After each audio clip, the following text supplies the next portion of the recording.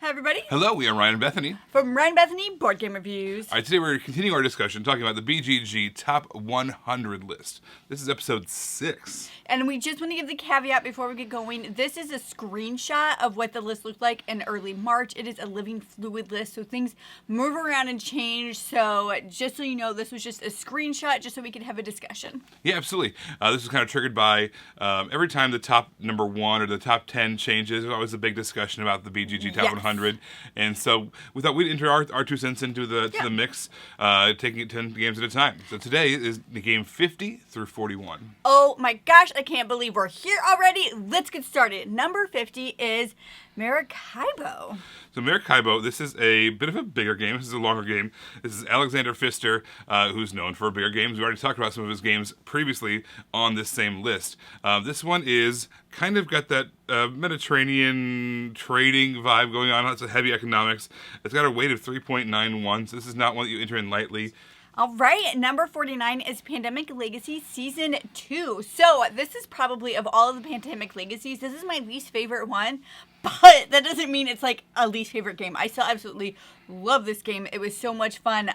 In this game, you're exploring. You only have access to so much of the map, and as the game is going on, you're adding more pieces to the map while you're trying to figure out what's going on and this discovery. It's really fun. This is one of the games, we had talked in an earlier video about how there's different editions of things and whether they both deserve to be on the top 100 list. This is one of those exceptions. I feel like all of the legacies, all the Pandemic Legacies are so different that it would make sense for 3 of them to be on this list. Yeah, this one definitely has like a heavier on the exploration side of things. Yes. Not to spoil it, but they feel... It's not a spoiler. You open the game and you know that you have to do that. But they do feel different, which is why I'm good with it. I agree. It's probably out of the 3 my least favorite. Yeah. But still, it's an absolute blast. Yes. All right, so number 48 is Cascadia. Cascadia, this is one that's a little bit on the lighter side for this list. Which is great. This is a 1.82 weight. This is by Randy Flynn. It's at the Beth Sobel art. It has a kind of that, I don't know, it has a natural parks. I need to get some of her prints. I want to support her. we do through games. That's true. A lot of Beth Sobel games in our collection, her artwork. It's got that kind of national parks kind of artwork, right? You got lots of mountains and wildlife and animals. It's kind of a little bit abstracty, but at the same time, it all comes together really, really nicely. This is a game I played at Geekway to the West last year, and by the time you're watching this, we're currently going to be at Geekway to the West, or have just recently gotten back from. I love that. I love this game. Very, very cool. That is exciting, though, that it's not like this super heavy game, because and this whole list is just like super heavy games, and as we're going to see today. Yeah, and we had a discussion about that in one of our earlier ones where I just kind of like ranted about that, so I'm really happy to see this one on there. Number 47 is On Mars. All right, so speaking of heavy games, this is about as heavy as it gets. It's a 4.67 weight game. Fudge me buckets! Just by looking at this board, I feel like I actually gain weightlifting skills. It gives me an upset stomach. Ooh.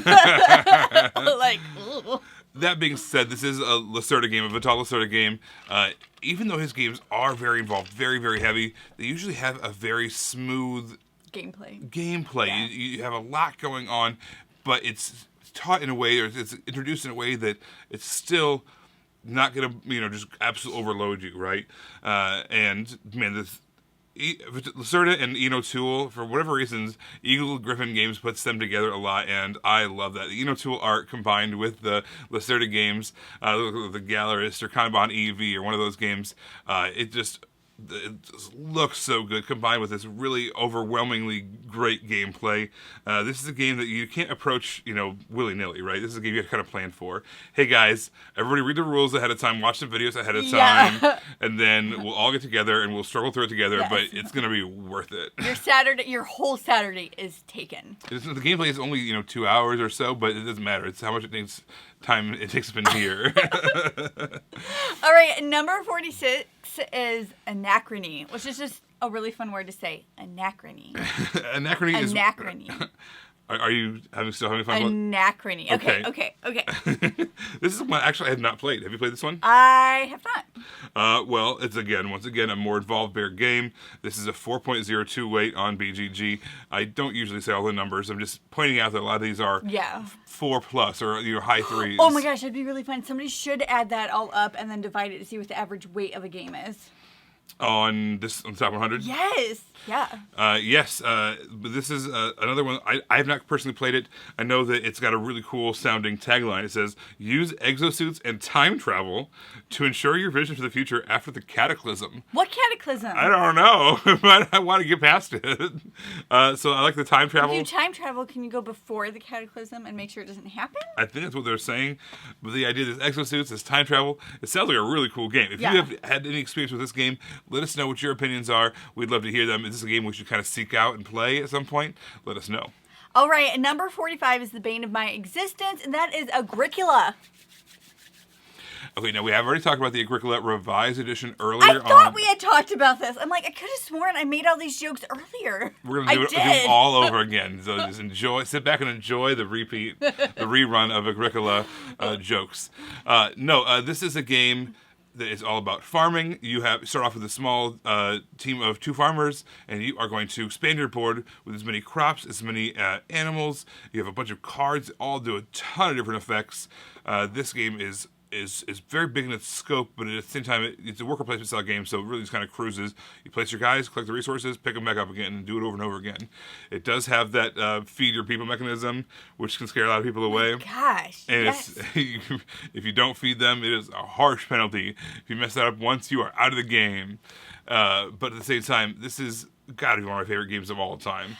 In the top 100, absolutely. In fact, it's here twice, maybe not so much. But. Yeah, no, that I have issues with that. But this is a game like I was just getting into gaming when we first started playing it, and the whole feed your people thing made it to where I was afraid to explore the game. Where you and Matt's my brother, was not afraid to explore the game, and so you guys always like just did so well because you weren't afraid and you were still able to feed your people and do more stuff, where I was like, oh, I didn't want to do other things. But I do wonder, if I had been introduced to Agricola in the past 3 years, once you're more playing bigger games on a regular basis. Yeah, would I have the same issues that I have with it? I have a feeling probably not. I feel like just at that time we were playing a lot of Love Letters and Forbidden Islands and stuff like that, and Carcassonne, which are much more passive games. Yeah. Then we dropped this on the table and it's like, oh my gosh, But I feel like if you were introduced to Agricola today, you'd be like, oh, this is great. This is fun. It might not be your jam per se. I am set in my ways on disliking Agricola, though, so I'm not going to change my mind. But every birthday, I'm making you play this one with me. Yes, it is a birthday game. All right, so let's carry on. Number 45 is Underwater Cities. Man, Rio Grande every once in a while comes out with one of those games. It's just yes. And this version. This game is that game for me recently. It's all about building these kind of underwater dome cities, right? And kind of all the paths connecting them all. So you have this underwater network of cities and things going on. You have all these different resources. It's got worker placement going on. It's a little bit of a race to kind of get certain things tied together. But this is a really, really fun game. And for whatever reason, too, I'm right in sync with the designer. I do pretty well in this game a lot of the time. I don't think it's because I'm a genius. I think I just get it. For whatever reason, it just clicks in my brain. Everything the timing of it all, when to do certain things, I just get it. You just get it. I just get it. And actually, this is our brother-in-law owns this. We talked about Matt. You guys got him. All your sisters came together and got the upgraded bits for a birthday or Christmas or something. Yeah. So now, in addition to the cool-looking table and all the different colors and underwater things going on, the upgraded bits, it makes it even more so. All right. Cool game for sure. Number 43 is Bloodray. Blood Rage. That actually hurt my throat a little. Blood Rage. I've been practicing. This is Eric Lang had kind of this trilogy of games when he was with Cool Mini or Not with Simon, and this is the one that kicked it all off. This is the one that probably has the most notoriety as well, I would say. But Blood Rage has these fantastic miniatures. It's got that kind of fantasy, that fighting. It's got a little bit of area control, area majority thing going on with heavy combat. But at the same time, it's it's not as big and as scary looking as it is. It's actually also kind of approachable too. This is not a game that you don't as scary as the title is, Bloodray. You don't have to be, it's much more approachable than it might seem like when it's all laid out on the table. And this is one of my favorite airplane games. So this is a good one. Oh, nice! I didn't know that. So number 42 is Great Western Trail, 2nd edition. I feel like we might see a different edition on this list, which goes on to our complaints.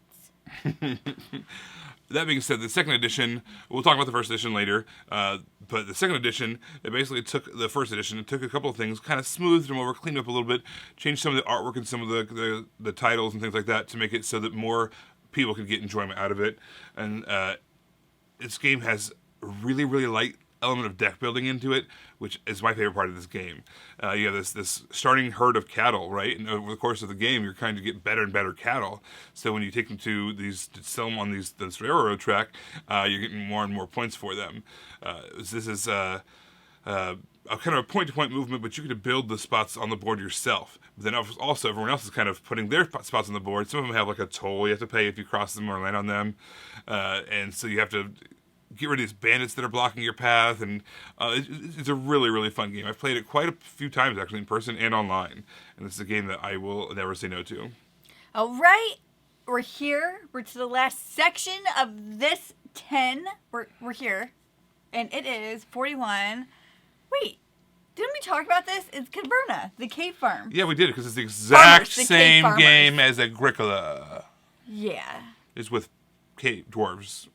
Dwarf caves. Dwarf caves? Cave like dwarves. The caves are what? Instead of farming with farmers, you're farming with dwarves. Yeah. And I did say the cave farms. It's actually Cavern the cave farmers.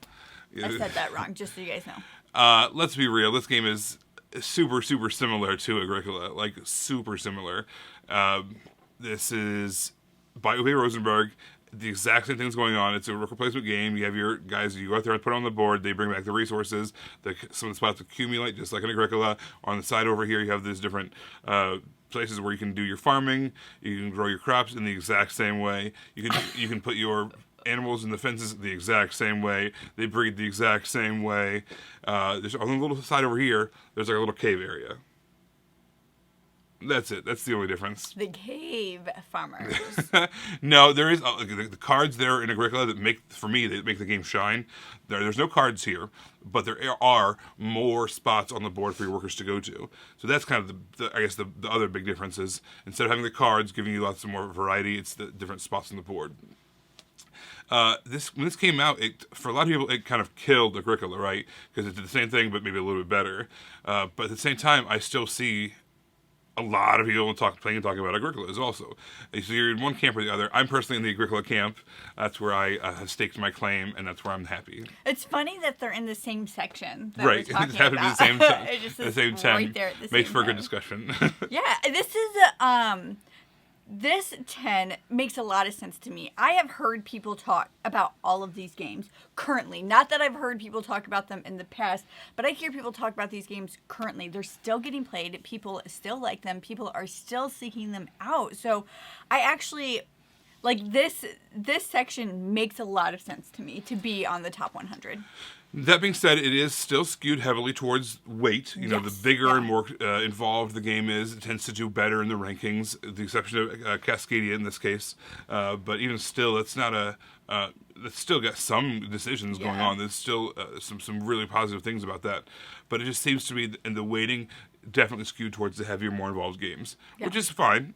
It's just, if you're looking for a game that you like in the top 100 and if you don't find it there, I don't think that you have to feel bad about liking that game. Yeah, so many amazing games.